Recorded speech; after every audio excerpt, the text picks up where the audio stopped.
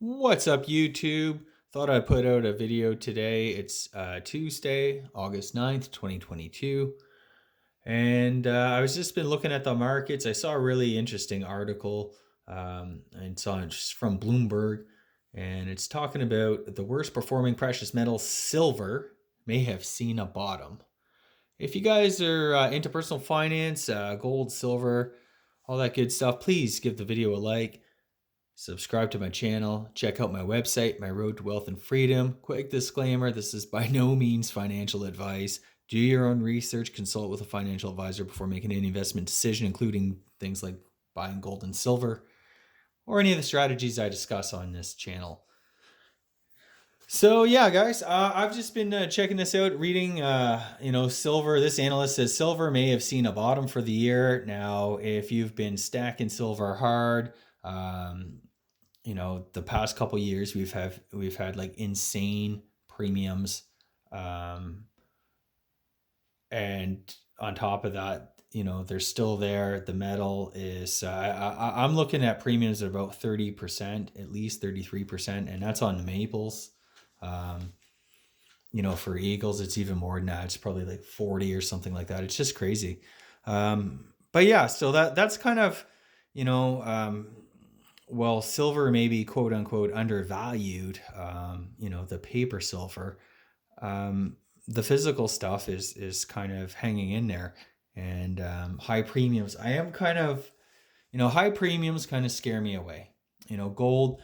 When you're buying gold coins, typically, especially like a 1 ounce gold coin, there's usually a 5% premium.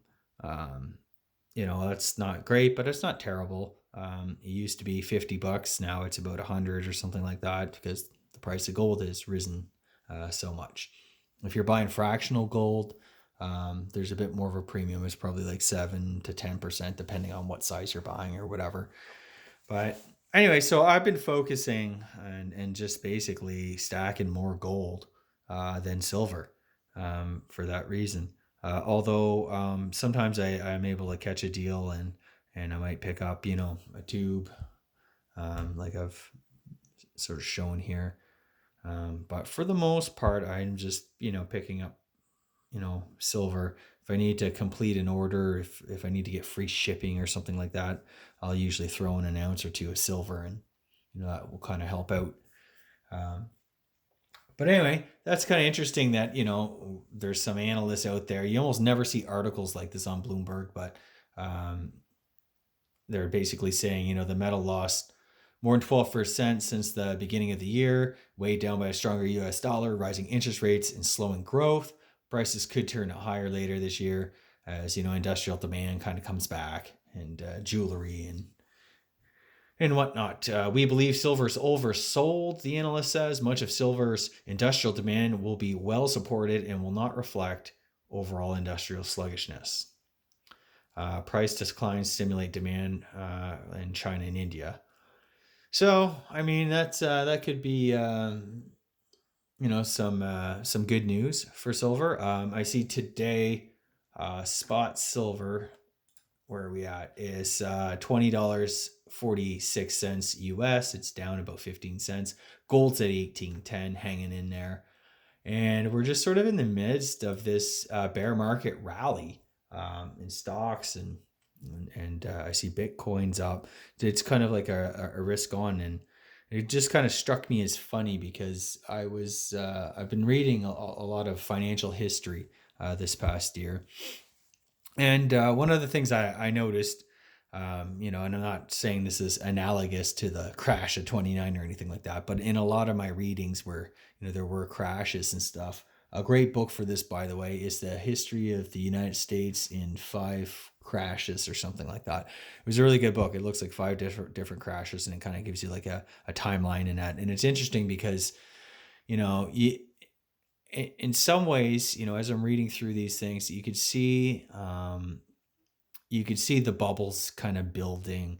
And of course, we all know what happened in '29, and even like the crash of '87, and there's a whole bunch of there, like the tech crash of 2000, GFC 08, 09, especially like the fall of 2008.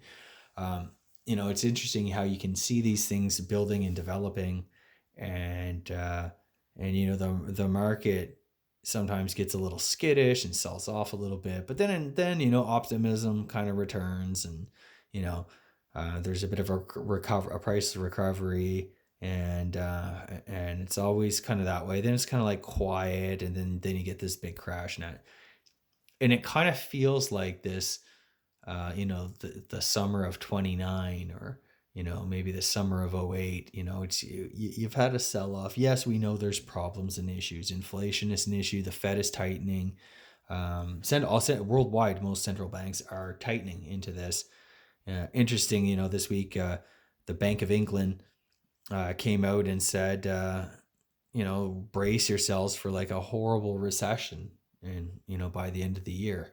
I mean, we know that the UK and Europe are really feeling the pain from energy prices, and really, really crazy high inflation, electricity, oil and gas, natural gas. Of course, it's all through the roof, and now it's rolling into things like food, everything else.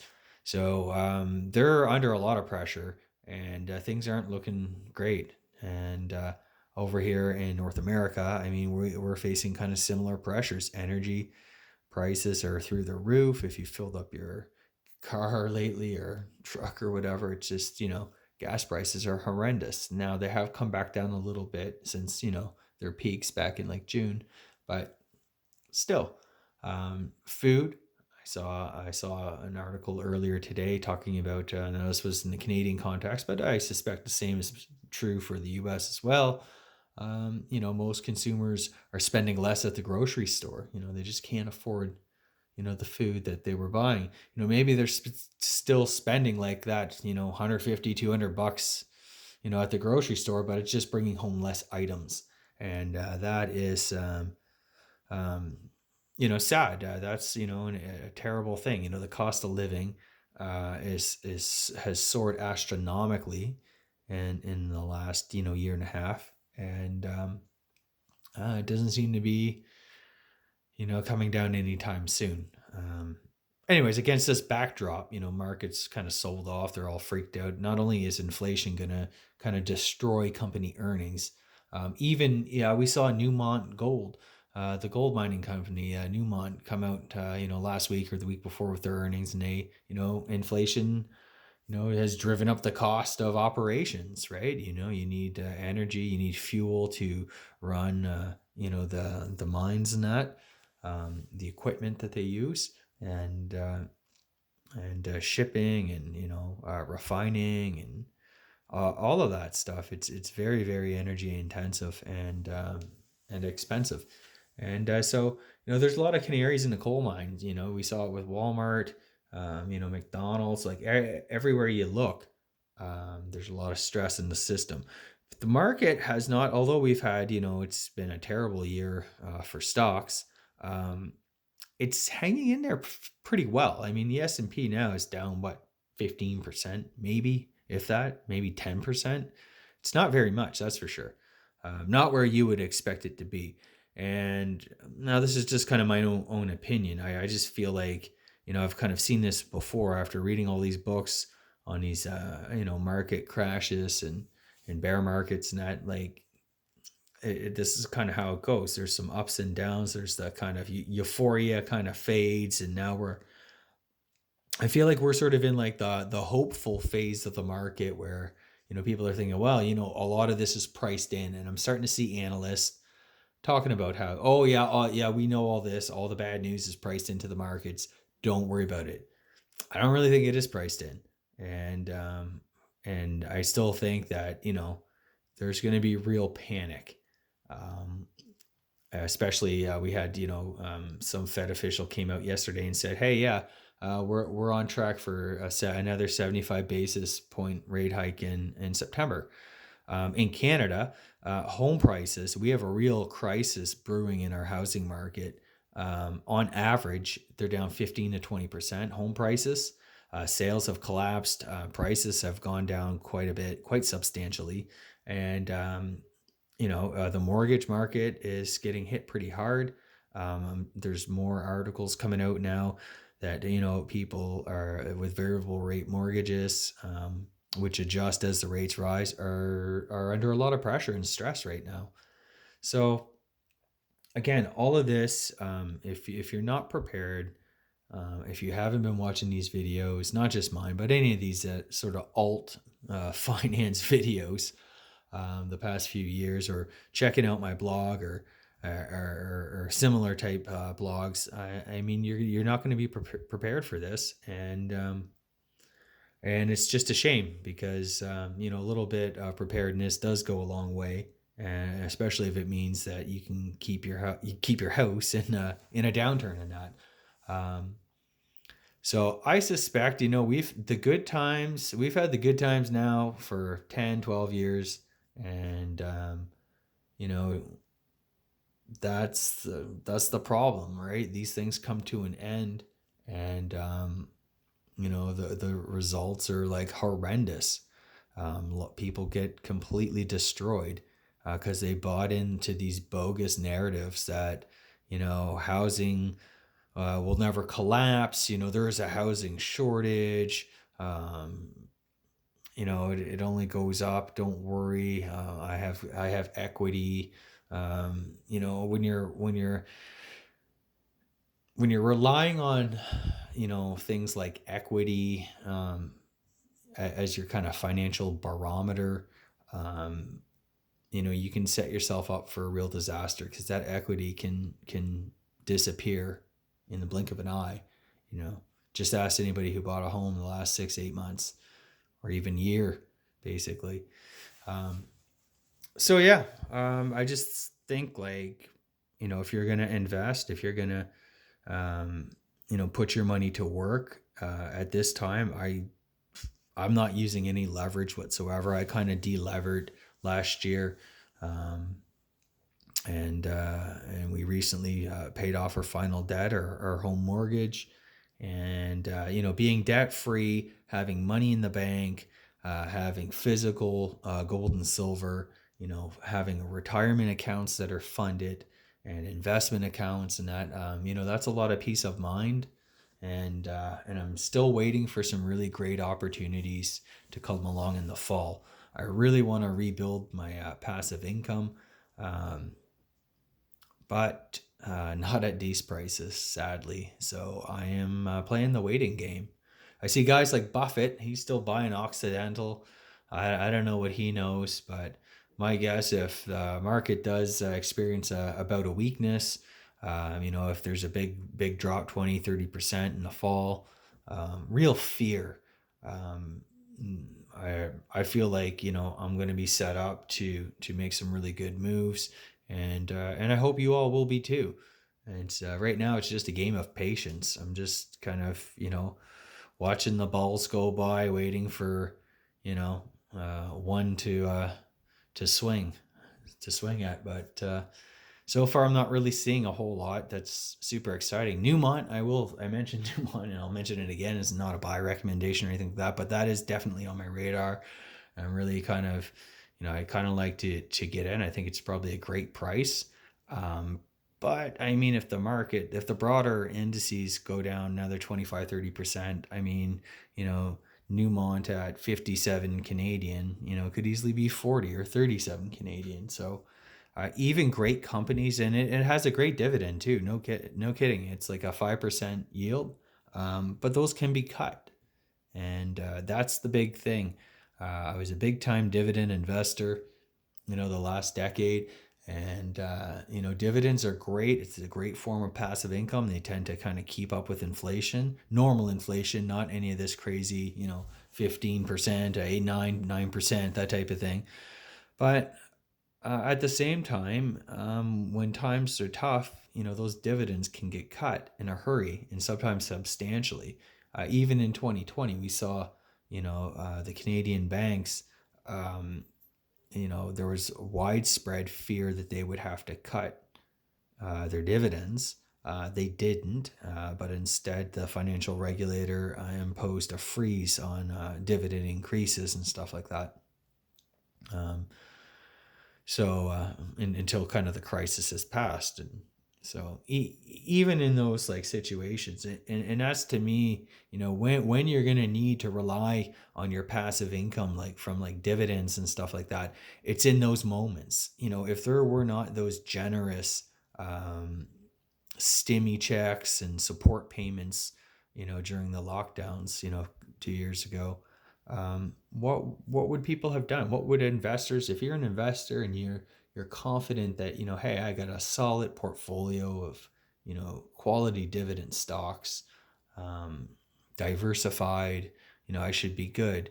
And then something like that happens, and these guys all need to cut their dividends and stuff like that. I mean, you could find yourself in some real trouble, especially if you're truly relying on that income. Um, Now, granted, those events are few and far between. I mean, the last time we saw anything of the sort was back in 2008 and nine. Nonetheless, they happen, and that's something that people need to be aware of. Um, even even income from like online sources, like whether it's like a YouTube channel or ad revenue from a website, and that, I mean, in 2020, even that got killed. I remember I saw a drop of at least 50 to 70%, I think, during like the extreme, April, March, April of the lockdown.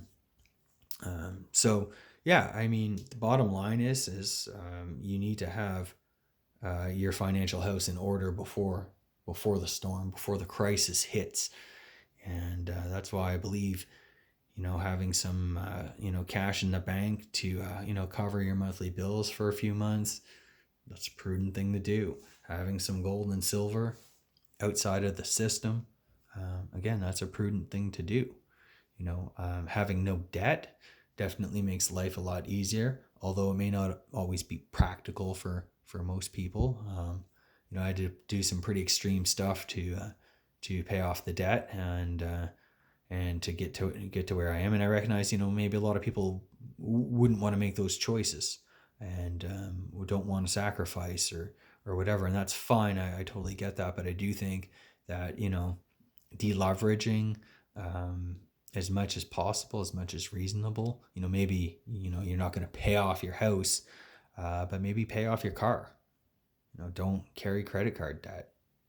You know, just kind of like the small wins can set us up for, success, and enable us to kind of weather the storm. So anyways, those are just my thoughts today. I saw that article about a bottom in for silver. I thought I'd share it.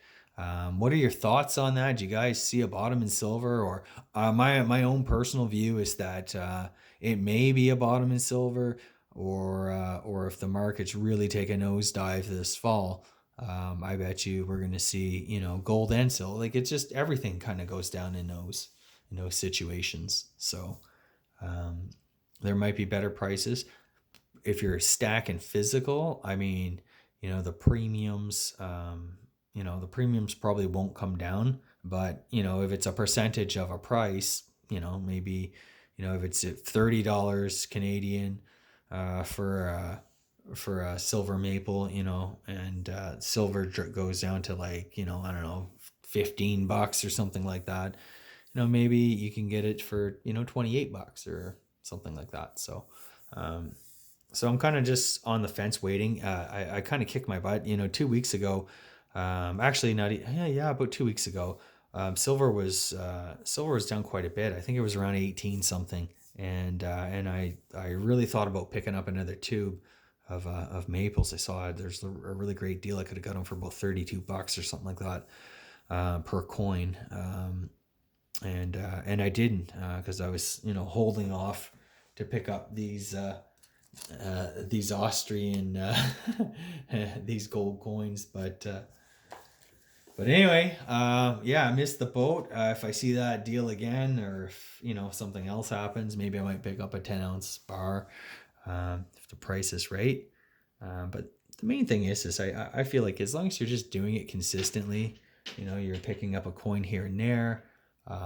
Same thing with anything, right? Like investing, wealth building, it happens slowly and steadily over time. So Anyways, that's my video for today. Hope you guys enjoy it. If you did, please give this give the video a like, subscribe to my channel, check out the website, My Road to Wealth and Freedom. It's in the there's a link in the description below. Also, if you're interested in buying any gold and silver or the capsules and that, I pick mine up at Silver Gold Bull. I've had a pretty good experience with them. But you know, do your own research. You know, they price match. There's a link in the description below. Just want to say thanks to everyone for all your support and have a great day.